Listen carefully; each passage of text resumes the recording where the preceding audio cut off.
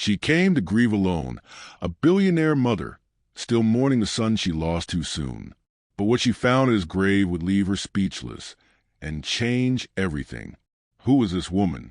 Why was she weeping at her son's resting place? And what secret did she carry? One that would shatter everything the billionaire thought she knew about her past and her family. Hey everyone, welcome back, or welcome for the very first time, to the channel where unbelievable real-life stories come alive. If you're into tales filled with mystery, emotion, and jaw-dropping twists, you're in the right place. Today's story is one that will leave you breathless. Billionaire mother finds Waitress crying at son's grave. The truth about the child leaves her in tears. It's a story about loss, love, hidden truths, and a kind of encounter that only happens once in a lifetime. Before we begin, do me a quick favor. Smash that like button to support more stories like this. Subscribe to the channel so you never miss what's coming next. Tap that bell so you're the first to hear the latest drops. And share this with someone who needs a reminder that the truth always finds a way out. Trust me, you'll want to stay until the very end. This story goes places you won't expect. Now let's begin. Billionaire visits her son's grave and finds a black waitress crying with a child.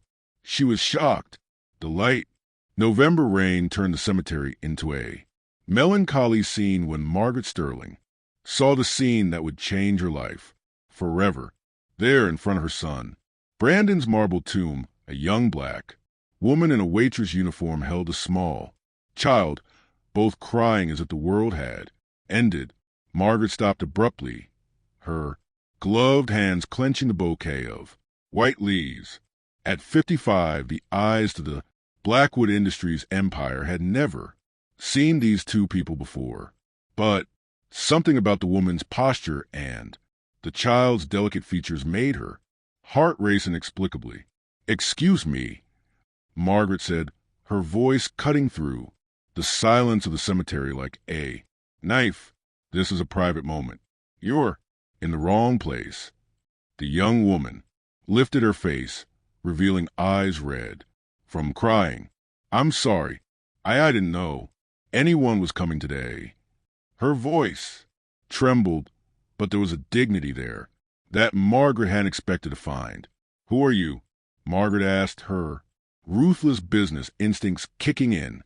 "And why are you crying at my son's grave?" The child, a boy of about 4, looked up at Margaret with bright green eyes she knew all too well. Eyes she had seen in the mirror for decades. Eyes identical to Brandon's. "My name is Imani Carter," the young woman replied, wiping her tears with the back of her hand. "And this is Noah. I work at Bell's Diner in town. I come here every month because—" she hesitated, looking at the child, "because Brandon was important to us." Margaret felt the world spin. Brandon had died 3 years ago in a car accident at the age of 28, taking with him all the dreams she had for the Blackwood family. She had investigated every detail of his life. After the funeral, trying to find meaning in his loss, she had never found evidence of serious relationships, let alone a child. "Important how?" Margaret asked, her voice dropping an octave. The rain began to fall harder, but none of the three moved. Imani looked into Margaret's eyes with courage that surprised the billionaire. "Because Noah is his son, and because I promised her that I would always take care of him, no matter what." The bouquet slipped from Margaret's hands, the flowers scattering across the cold stone of the grave. 3 years. 3 years she had mourned Brandon's death, believing that her bloodline had died with him. 3 years to discover now that she had a grandson, a black grandson raised by a waitress, living a life she could never have imagined. But there was something in Imani's eyes that didn't fit with the simple story she was telling. A caution, a hidden fear, as if she were keeping secrets much bigger than just Noah's existence. What Margaret didn't know was that this revelation was only the first. thread in a web of lies and betrayals, involving people very close to her, and that Imani's apparent vulnerability hid a strength that was about to shake the foundations of Margaret's privileged world. If this story of family, discoveries, and buried secrets touched you, don't forget to subscribe to the channel to find out how a chance encounter in a cemetery would turn into the biggest twist in the life of one of the most powerful women in the country. 2 weeks after the cemetery encounter, Margaret had turned her private library into a command center. Private investigator reports covered the century-old mahogany table, each page revealing details about Imani Carter's life that left her increasingly disturbed. Single, no-noun family, works 60 hours a week at 2 jobs to support her child, Margaret muttered, leafing through the documents. Lives in a 1-bedroom apartment on the poor side of town. No formal education beyond high school. His personal assistant, Elliot Reyes, stood silently beside the armchair. He had seen Margaret destroy corporate empires with less emotion than she was showing. Now, what about the child's mother? Margaret asked, her icy blue eyes fixed on a grainy photo of Noah playing in a public playground. Here's where it gets interesting, David said, opening a separate folder. We couldn't find a birth certificate, hospital records, or any official documentation about who gave birth to Noah. It's as if his biological mother never existed. Margaret tapped her fingers on the table, a habit her executives had learned to fear. 3 years ago, when Brandon died, she had investigated every second of his life, looking for meaning, for clues, for anything that would justify the loss. She had never found evidence of serious relationships. Schedule a meeting with this Imani, Margaret said, pronouncing the name as if it were a foreign word. In my office, tomorrow at 2.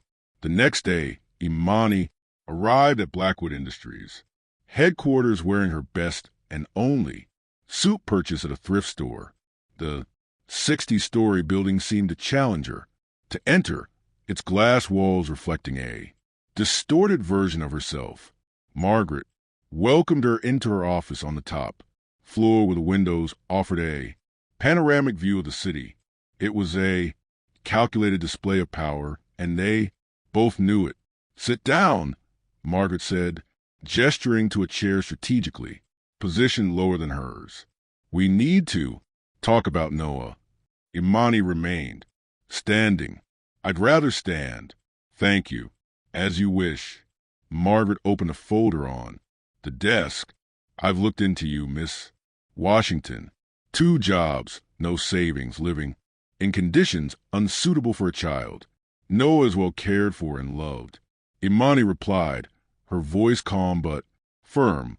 Margaret smiled, a smile that didn't reach her eyes. I'm sure you do. Your best, but a Blackwood child deserves more than your best. He deserves the best money can buy. And what exactly are you suggesting? $200,000, Margaret said, sliding a check across the table to start. Noah calm.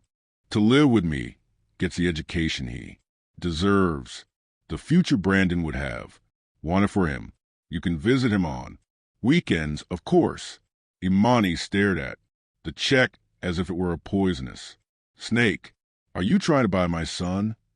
He's not your son, Margaret said, her mask of civility beginning to slip. He's my grandson, blood of my blood, and, frankly, a waitress in her 20s can't offer him what a family like ours can. Family. Imani laughed, but there was no humor in the sound. Margaret, may I call you? Margaret? You want to hear about family? Noah has called me Mom for 3 years. I wake up with him in the middle of the night when he has nightmares. I teach him math at the kitchen table. I read him bedtime stories. That's family. Margaret stood up, her height towering over Imani. Noble sentiments, but the reality is harsh. You work like a slave. To pay rent, that probably eats up half. Your income. Noah deserves private. Schools, trips around the world. Opportunities you can never give him. And he deserves unconditional love. Imani replied, something you clearly didn't give your own son. The silence that followed was deafening. Margaret felt as if she had been slapped. How dare you? Brandon told me about you. Imani continued, her voice low but cutting, about the missed meetings, the football games you never went to, the birthdays where you sent expensive gifts. Through assistance, you want Noah because he's a second chance to clear your conscience, not because you truly care about him. Margaret clenched her fists. You don't know me. No, but I've met your son, and I know exactly why he never mentioned Noah to you. Imani took the check and tore it in half, the pieces falling to the floor like wilted petals. Noah isn't for sale. Then we'll do this the hard way, Margaret said, her voice taking on a dangerous edge. I have resources you can't even imagine. Lawyers, investigators, connections at every level of government. I can prove that a single mother with no formal education living in poverty is not in the best interest of the child. Imani smiled for the first time since she had entered the office, and something in that smile made Margaret hesitate. Margaret, Imani said softly, you're assuming I'm just a poor waitress you can intimidate, but there are things about me, about Noah, about Adrian that you haven't discovered yet. And when you do, she paused, her eyes flashing with a determination that surprised the billionaire.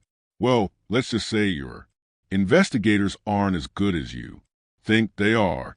She headed for the door, pausing only to look back over her shoulder. And Margaret, the next time you want to talk about Noah, it will be on my terms, not yours. After Imani left, Margaret stood alone in her office, the floor still littered with pieces of the torn check. For the first time in decades, someone had walked away from a negotiation with her holding all the cards. What Margaret couldn't understand was why a simple waitress displayed such unshakable confidence. It was as if Imani knew something, some secret, some card up her sleeve that rendered all of Margaret's threats and power irrelevant. Even more disturbing, for the first time in her life, Margaret Blackwood felt as if she were being watched, studied, evaluated by someone who saw right through all her defenses and wasn't at all impressed with what she found on the other side. 3 days after the confrontation in the office, Margaret received a call that left her stunned. Her lead attorney, Richard Thornton of the renowned firm Thornton and Associates, sounded nervous, something extremely rare in their 20 years of partnership. Margaret, I need to tell you something about the custody case, he said, his voice tense. I got a call today. Miss Washington's legal representation. She hired a lawyer. Margaret laughed, drumming her fingers on the table. With what money? It must be some unprepared public defender. Actually, Richard paused. It's Morrison, Caldwell, and Pierce. They're representing her pro bono. Margaret nearly spilled her coffee. Morrison, Caldwell, and Pierce was one of the 3 largest law firms in the country, specializing in civil rights cases and known for never losing a major court battle. That's impossible. Why would they be interested in some waitress? I don't know, but there's more. They've already filed a preventive petition, claiming that any attempt to forcibly remove the child would constitute legal kidnapping based on socioeconomic discrimination. Margaret hung up the phone hard enough to crack the receiver. Imani had played her first card, and it was a much more powerful card than Margaret had imagined possible. Meanwhile, in Imani's modest apartment, a very different meeting was taking place. The Room was crowded with people Margaret would never have expected to find there. Professor Leon Grant, a professor of law at Emory University, investigative journalist Natalie Cruz, known for her reports on corporate corruption, and at the center of it all, an elegant woman in her 50s whom Imani treated with obvious affection and respect. And Renee, thank you for coming, Imani said, hugging the woman. I know you had a long flight from Atlanta. Renee, Washington smiled, her intelligent eyes sparkling with the same fire Imani had shown in Margaret's office. Child, when you called me and said the time had finally come, I canceled all my appointments. We've been waiting for this moment for 3 years. Noah played on the floor, oblivious to the importance of the conversation around him. Dr. Chun opened a thick folder filled with documents and photographs. Imani, are you sure you want to do this? He asked. Once we start, there's no turning back. Margaret Sterling has immense resources and will not hesitate to use all of them. Dr. Chun, Imani replied, her voice calm but determined. I've been preparing for this moment for 3 years. Every night class I've taken, every law book I've read, every contact I've cultivated, it's all been to protect Noah and honor Brandon's memory. Natalie Cruz looked up from her laptop. The evidence you've gathered is impressive, Imani. 3 years of meticulous documentation of Blackwood Industries' questionable business practices, including bribes to local politicians and systematic labor violations. Renee walked over to the window, looking out at the modest view from the apartment. Margaret thinks her wealth makes her untouchable. She has no idea that my niece has spent the last 3 years studying her every move, every dirty deal, every tax evasion scheme. Renee taught business law at the University of Atlanta for 30 years. Imani explained to Dr. Chan, she's the one who taught me that knowledge is the only weapon they can't buy or steal from. You. Imani's phone rang. It was Margaret, obviously furious. What game are you playing? Margaret yelled into the phone. Morrison, Caldwell, and Pierce. How does a waitress get lawyers of that caliber? Imani put the phone on speaker, allowing everyone to hear. Margaret, I warned you that there were things about me you hadn't discovered. Yet, I don't care what tricks you're using. Noah is my grandson, and I have unlimited resources to get what I want. Unlimited resources? Imani smiled, looking at her allies. Margaret, you're assuming that money is the only kind of power there is. But what if I told you there's something much more powerful? And what would that be? The truth. Margaret laughed dismissively. Truth doesn't pay expensive lawyers. You're right, Imani agreed. But the truth about your illegal business dealings, about how you built your empire through fraudulent contracts and systematic bribery, that truth is worth much more than money to certain people. The silence on the other end of the line was deafening. You're bluffing, Margaret finally said, but her voice had lost its previous confidence. Natalie Cruz from the Metropolitan newspaper would like to speak with you, Imani said, handing the phone to the reporter. Good afternoon, Miss Blackwood, Amanda said, her voice professional. I'm finishing up an investigative series on questionable corporate practices.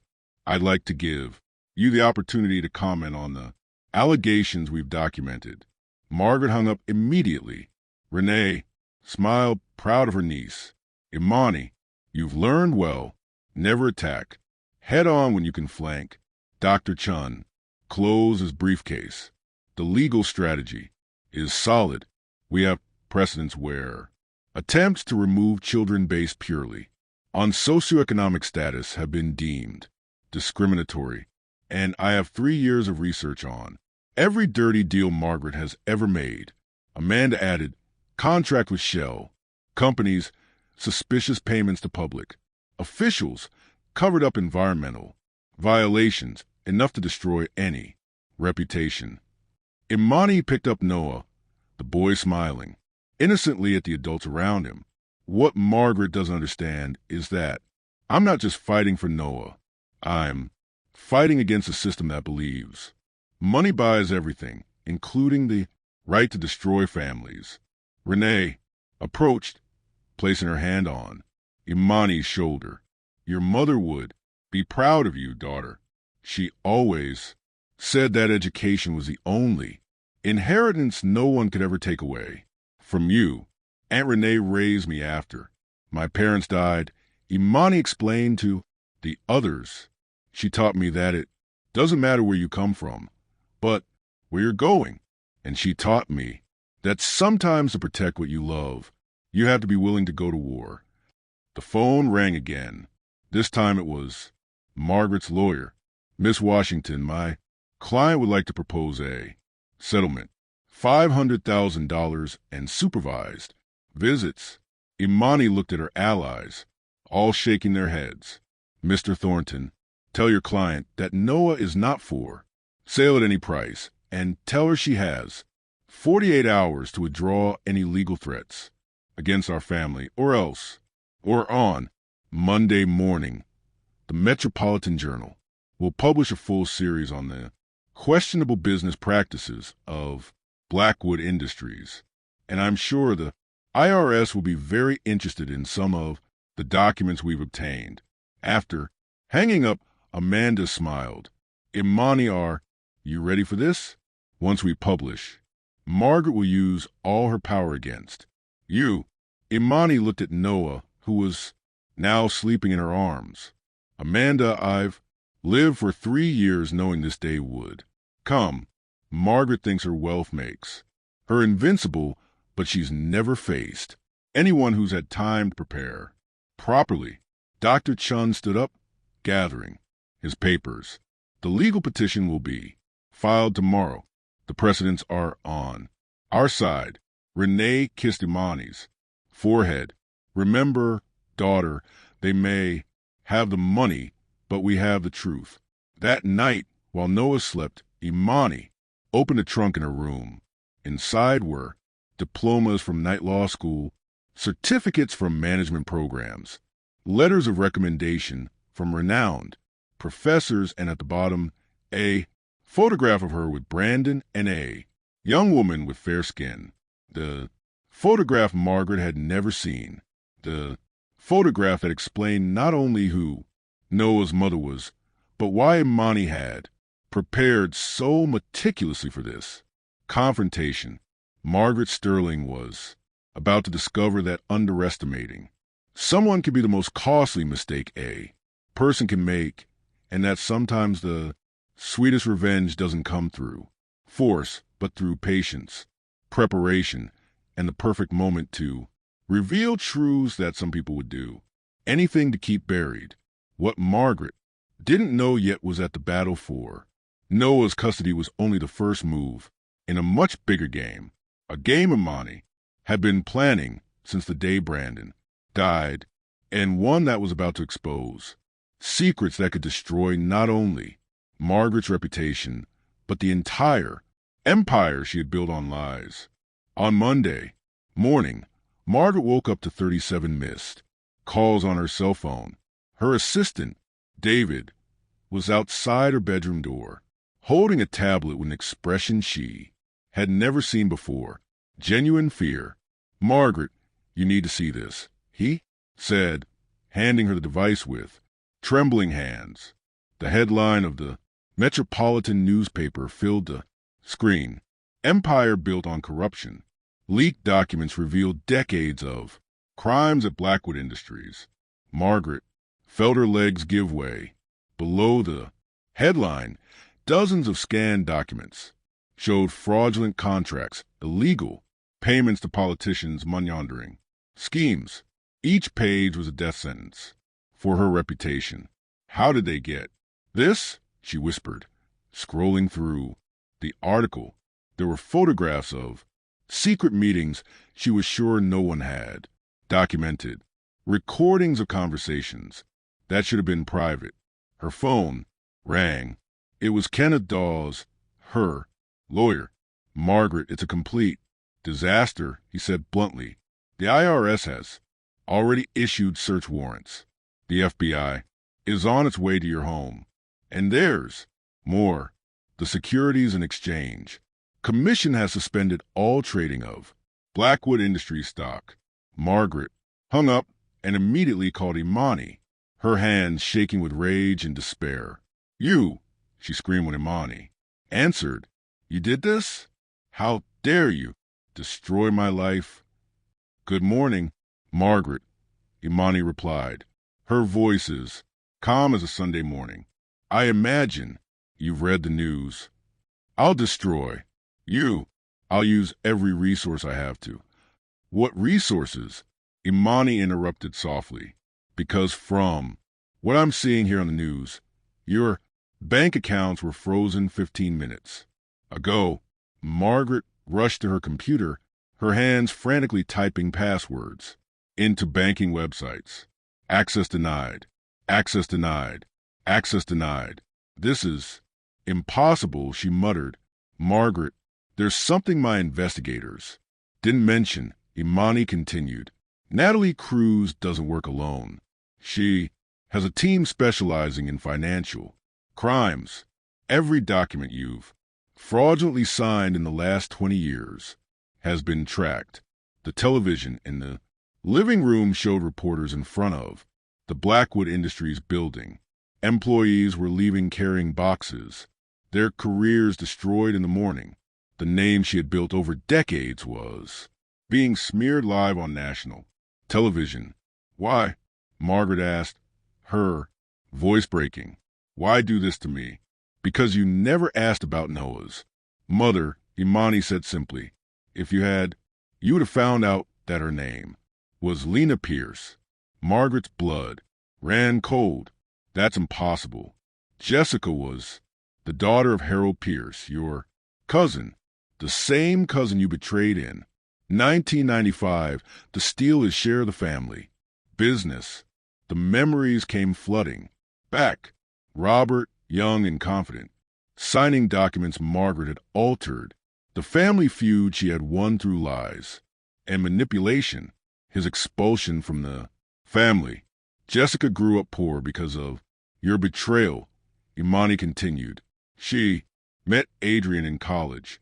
They fell in love, but she was afraid to tell him who.